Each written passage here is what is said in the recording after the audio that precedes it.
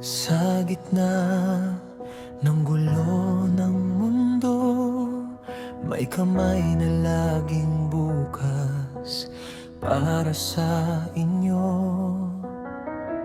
Hindi hadlang ang pagod at puyat, basta mapuntahan lang kayo. Tutulong sa abot ng kanyang makakaya. Si Ate Laika po yung nag-message sa Team Daddy Frankie para matuntun namin tong kanyang kapatid. Nakakaiyak dahil sabi ni Ate Laika noon, hindi siya kilala. Laging galit si Charmaine kay Ate Laika, pero ngayon pinabihisan ko po, niyakap na siya. Naalala ka na niya, na-notify ka na niya. Yung po. Ayoko na umiyak. Pare-parehas po kami nahihirapan dito sa bahay. Po. Pare-pareho kami naman nahihirapan dito sa bahay. Pero ngayon tayo, hindi na siya mahirap alagaan, ha? Sana nga. Kumusta naman ang buhay ni Ate Laika? Alam mo, nababalitaan ko yung kwento ng buhay mo, kinikwento ng tatay mo. Pero kahapon nung sinundo namin yung tatay mo, natuwa ako na nakita kita nandito. Pasensya ka na, hindi na kita nakausap kahapon kasi nagmamadali talaga kami. Dangdang, di sure. Sige. Ay, Dangdang pangalan mo. O, di ba? Naalala na niya yung palayaw niyo. Pero babalik ako dito para magdala ng bigas, magdala ng mga grocery para may pangsimula pagkain, no? Kasi mga kababayan, sa totoo lang po, si Ate Laika, ang asawa daw niya nasa Maynila din or hindi ko alam, nagtatrabaho tapos may anak din siya na may sakit. Kaya sobrang hirap ng buhay. So, masaya ako na nandito ka sa bahay ng tatay mo at makasama, makatulong ka man lang sa mga kapatid mo, no? Kumusta naman ang buhay mo, buhay nyo? Okay naman po. Pero ang ano po namin ngayon, yung sa baby ko po, kasi nga po, may 3 butas po siya sa heart nung pinanganak ko po siya. Pero nung first na check-up po namin, yun yung nakita. Then second na check-up po namin, yung isa, hindi na po siya nakita. Pero yung isa din, lumiit. Pero yung isa, hindi po masyadong naintindihan yung explanation ni doktora doon. Tapos, ang ano po namin kasi kada check-up po, 3,500 to 4,500. Tapos, yung gamot niya po umabot ng 1,500. Anong trabaho ng asawa mo? Construction po. Minsan sa La Union po siya na didestino, minsan diyan sa Dagupan. Tapos ngayon po sa Pampanga po sila. 1 week po sila sa Pampanga kasi nga po may rush po na ginagawa. Gaano siya kadalas na uwi dito? Halos sa isang buwan po, may isang beses or sa 2 buwan, isang beses po. Sabi mo kanina, nasa Maynila ka before, nagtatrabaho ka ba doon? Buntis po ako sa baby ko noon. Nagpunta po ako kay ate ko kasi nga po, kailangan ko din po mag-extra para dun sa panganganak ko po. Okay. So, ilang taon ka na, Laika? 21 po. Bata ka pa. Anong trabaho mo sa Maynila before? Sa ate ko lang po. Sa ate mo? Kasi nagtatrabaho po ng JNT yung kapatid ko noon. Walang mag-aalaga sa mga kapatid, sa mga pamangkin ko. Kaya doon po muna ako umextra kay ate. Natouch ako ng sobra kay Ate Laika, mga kababayan, nung nakita kong umiyak siya. Nung niyakap niya yung kapatid niya at nagyakapan sila. Natouch akong sobra, kaya napaiyak din ako. Pasensya na po kayo. Gaya ng sinabi ko, mga kababayan, masyado akong emotionally pag magkakapatid na yung pinag-uusapan. Para sa akin po kasi, karugtong ng bituka natin, ating mga kapatid. No? At pagdating sa dulo, mayroon mang mga bagay tayong hindi pagkakaunawaan sa ating mga kapatid. Pag nagkaroon tayo ng problema, pagtanda natin, pagdating sa dulo, kapatid pa rin ang tutulong, gagabay sa atin. Tandaan nyo yan, mga kababayan.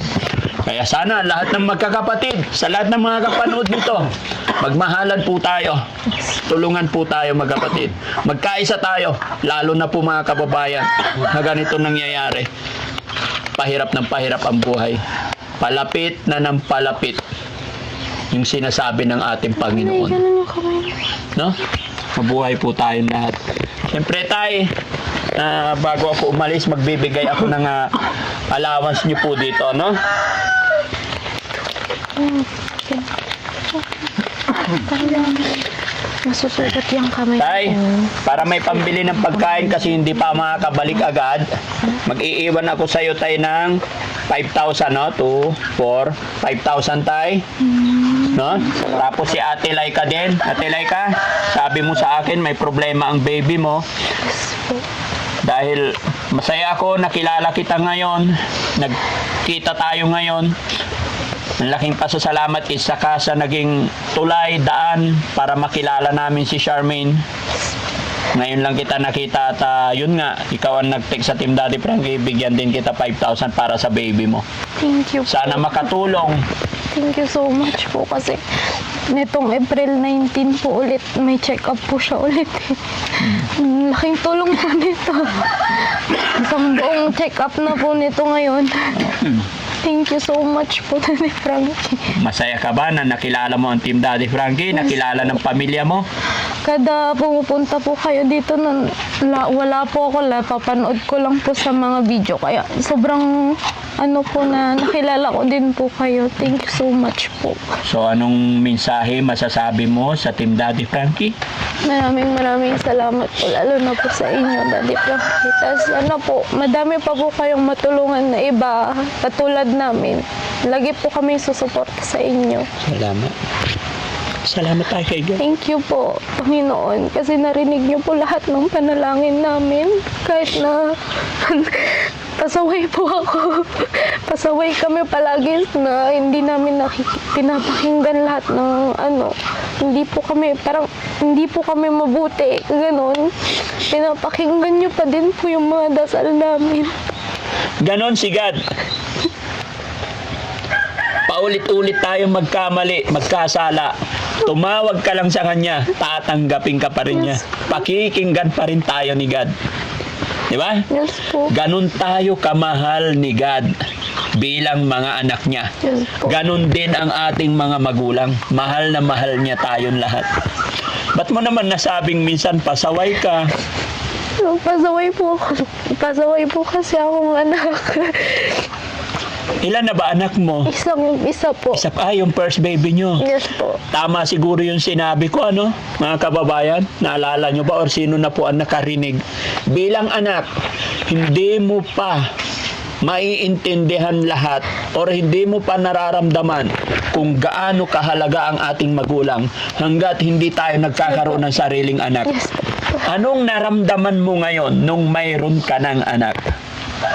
Masaya na, natatakot na, kinakabahan po. Kasi iniisip ko po, magiging mabuti po ba akong magulang or magagaya din po ba sa akin yung baby ko, ganun po. Kasi dati po, umalis po ako dito sa bahay noon. 14 years old po ako, nagtrabaho po ako sa Maynila. Kasi natry po namin dati na kumain ng isang araw lang tas ang kinakain namin lugaw. Tapos pumunta po ako ng Manila para makapagpadala sa kanila. Yun po yung ginawa ko noon. Tas hindi po ako nagpaalam kay Papa noon. Kaya sabi ko po, pasaway akong anak. Okay. Pero ngayon, nag-isa ka ng nanay, naramdaman mo siguro kung bakit ganun ang mga magulang. Yes po. Ganun sila mangaral sa atin. Kasi ganyan din ako eh. Nung bata pa ako, maliit pa ako, galit ako sa tatay ko. Pero nung nagkaroon na ako ng anak, doon ko na-realize kung gaano kahalaga yung ating mga magulang. Kaya ngayon, alam na natin yung tama't mali, may anak na tayo. Gawin natin ang lahat kahit mahirap tayo, ne? Yes po. Magsama-sama kayo lagi. At higit sa lahat, huwag natin pababayaan si Dangdang. Yes po. Dangdang, narinig mo yung usapan namin? Aha.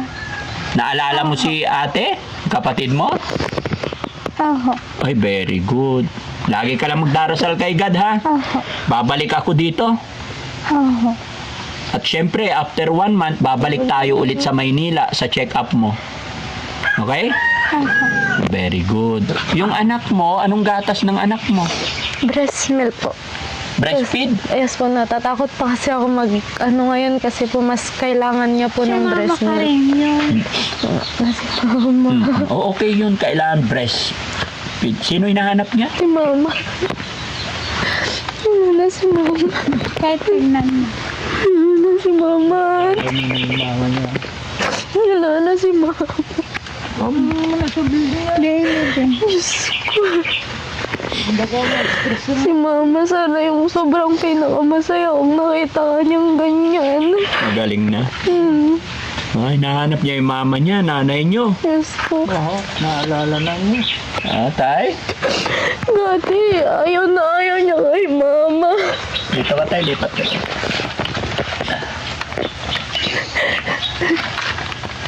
Diyos, Dati ayaw na ayaw niya kay mama niyo. lagi silang nag-aaway dati. Pero ngayon, bakit hinahanap na niya? Ganito. Patunay na naalala na niya unti-unti ang lahat, no? Sakit sa dibdib. Pero kaya natin yan. Ha? Tay, okay ka lang? Pakalakas ka, tay, ha? Ingatan mo rin yung katawan mo, sarili mo. Ikaw yung lakas nilang lahat. Sabihin natin sa tingin ninyo, mahina na ang tatay. Hindi sa katawan niyan, tay. Yung presensya ng tatay, doon lumalakas yung mga anak. Diba? Tignan mo yung baby, iyak ng iyak, pero pag niyakap ng nanay, biglang tatahimik. Ganon ang power ng magulang. Diba?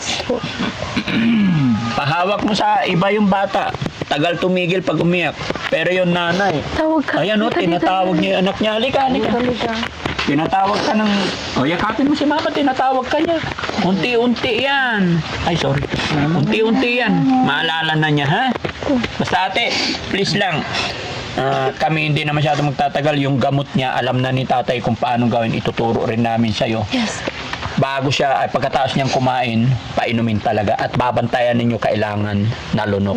And then yung tubig niya, kailangan isang baso para siguradong lunok. Ha? Okay. Hindi pwede siya ang masunod, tayo ang masusunod. Okay. Kasi tayo ang may nasa tamang pag-iisip. Sila, paiba-iba pa. Okay? Ako. Sige. So, yun mga kababayan, mga kabarangay. Masyado ng masakit sa dibdib. Baka atakihin na ako sa puso sa kakaiyak, kaya pansamantala ako'y magpapaalam sa inyo. Bless nawa ng Panginoon ng pamilyang ito. Samahan niyo ako mga kababayan, ipag-pray natin na malagpasan nilang lahat ang pagsubok na ito. Maraming salamat po, and God